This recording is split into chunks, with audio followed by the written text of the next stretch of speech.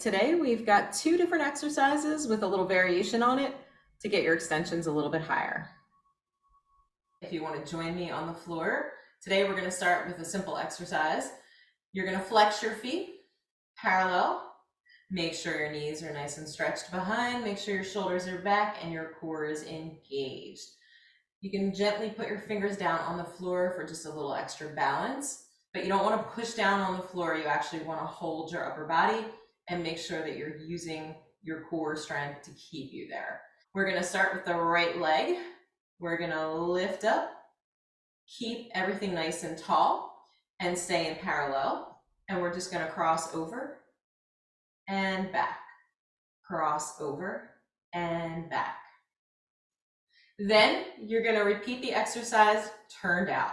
We're going to lift up, rotate out, cross over, and open.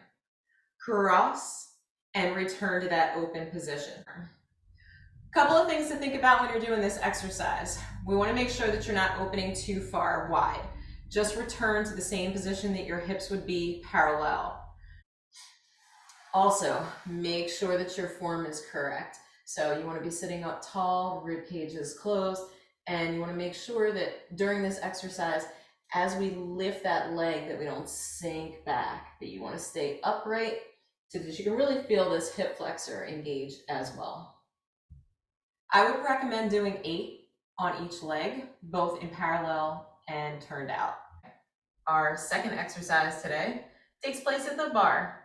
We're going to use one leg up on the bar. Start with your right leg to the front. Nice form, so make sure that your bottom leg is nice and stretched. You cannot tell with my pants on, but it is stretched. And we're standing tall, shoulders are back, core is engaged, and also key is making sure that your hips are square. So with your leg in front of you, you want to make sure that you're not splayed open and that your weight's in your heel, but that you pull back. So if your right leg is up, you're going to pull back on that right hip and make sure you're nice and square, weight's over the toe. From here, we're just going to take our arm up and we're simply going to lift and lower. Lift, hold, and lower. We're going to repeat that exercise with your leg to the side. Again, make sure that you're squared off and make sure that your hip is rotated under and that we're not lifting that hip and that tailbone to lift your leg off the bar. So really feel that rotation and then really make sure that your weight's over the ball of the foot, not sinking into your heel. Again, this is not a good place to be. Puts a lot of pressure on the hamstrings. Slide that weight over and we're going to do the same thing that we did to the front. We're going to lift and lower. And lift and lower. And as you lift, you're going to try to rotate more each time you lift.